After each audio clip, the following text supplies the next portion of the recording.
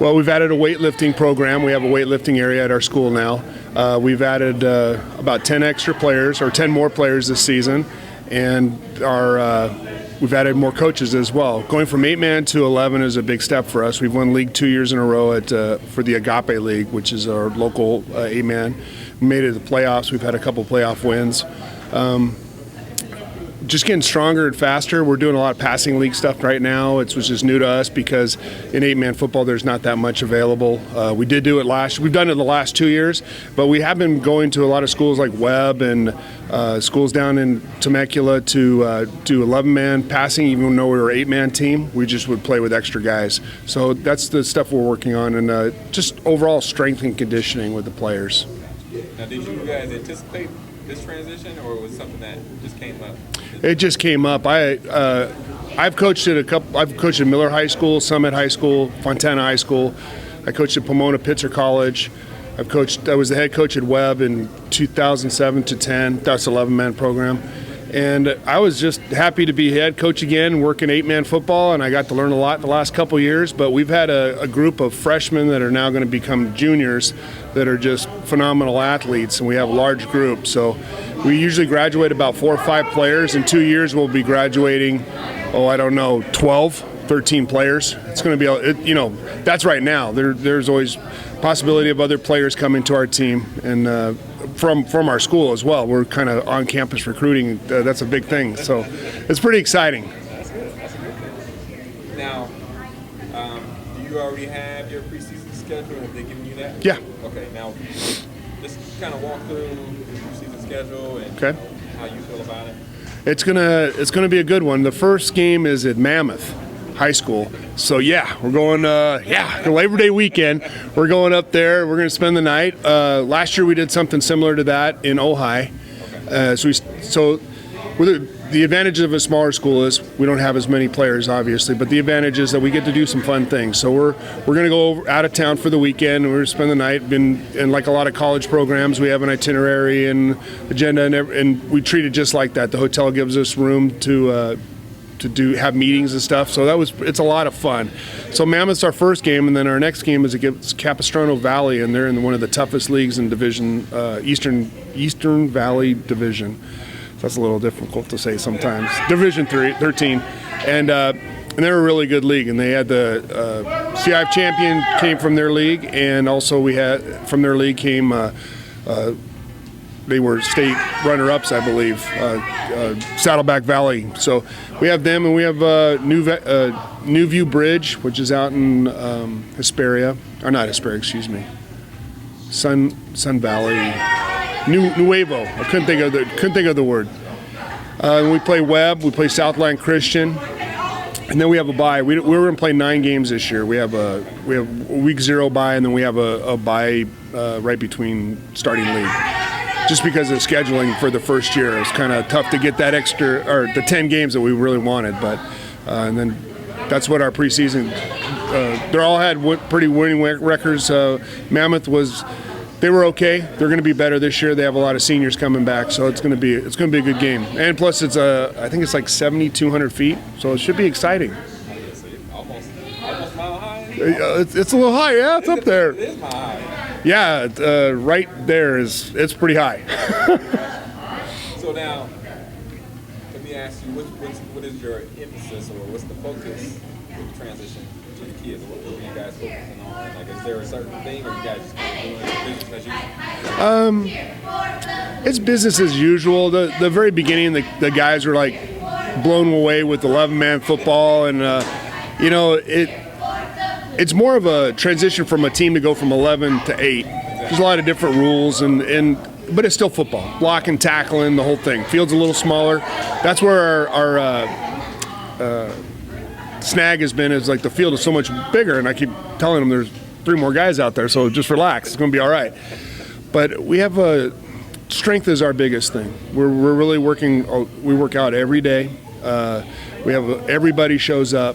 We have a tremendous amount of guys that are committed to the team. We have a good group of captains, and it's going to be very exciting. The school is totally behind us. We have we're going to play at some great schools this year. We don't have an area big enough for 11-man football yet at our campus, just because of the size of the field we would need.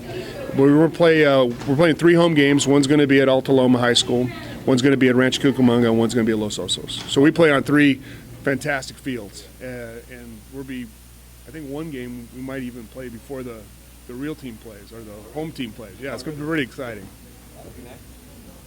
So now, let me ask you, what kids on your team are? I know you guys probably already know who your captain, team leaders are. But of those kids, what are their names and what kind of impact are they? The first one is Nathan Dennis. He's our quarterback, plays free safety as well. He got to start last year as a sophomore. He was tremendous arm, great athlete. He 24 touchdowns, I think 4 interceptions. Really a team leader.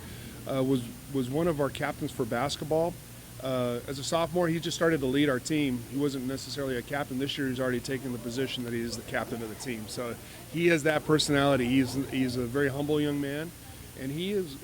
Since we have K through 8 or K through 12 at our school, he's always been there playing flag football, and he knows a lot of the kids that have come before him, and he's just been one of the guys that's always wanted to be part of our program. Another one is David Serrano. He's a wide receiver, running back, also a free safety, very gifted athlete. He transferred from Ontario Christian last year, so he sat out about half the season, and he just turned it on. Both of those players are all league, and he's a captain as well.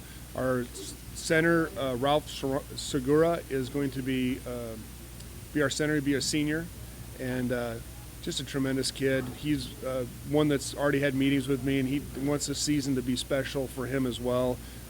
They're kind of getting used to winning, and that's something positive. And so they know that it takes extra to do that.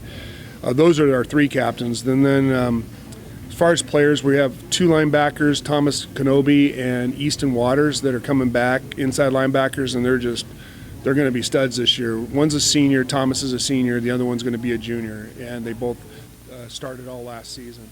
And then we have 2, call them super sophomores. As they become sophomores this year, we'll have a guy named Trevor Alsh. He's going to start at corner, it looks like. And then another young man named Jacob Ramos. And boy, you talk about guys that are working out all the time. When we're 8-man football, the freshmen have to play because we just didn't have enough guys. So there's a lot of guys that have started to play, and they start to understand what it takes to take the next step to the 11-man football, and they're getting it. We had a passing league night this last Thursday against Calvary Murrieta, and we did okay. We did really okay. I was pretty excited. The kids got to see what it was all about, and it was a good night.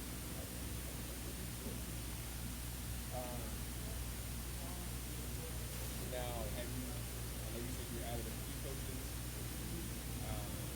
Is there, you add coaches for more positions, or is it you got 3 coaches, or just coaches you got levels up now? Kind of from other levels up. We have 2 guys from last year. Jake Niesel, him and I coached at A.B. Miller High School together a couple years ago, and he coached with me last year. He's our offensive coordinator, assistant head coach.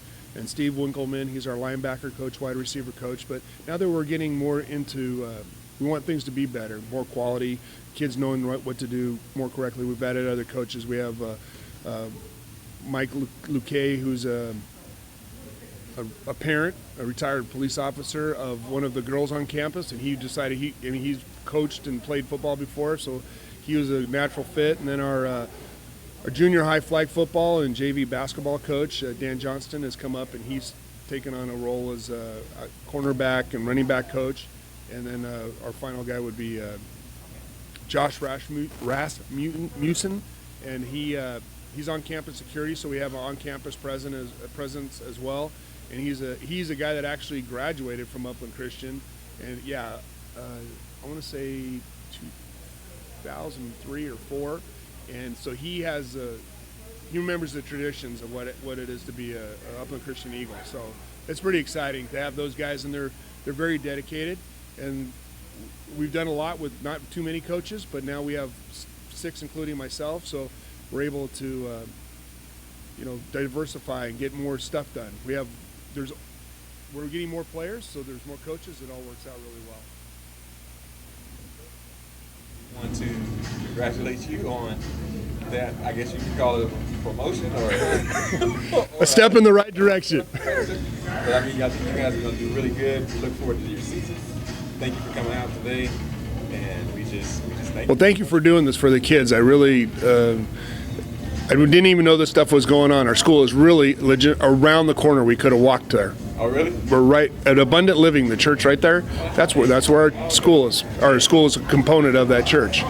So it's they've been really good to us as well. This is a blessing in so many different ways. And our young men today, they're super excited to be here and being included in this. So that I really appreciate it, sir.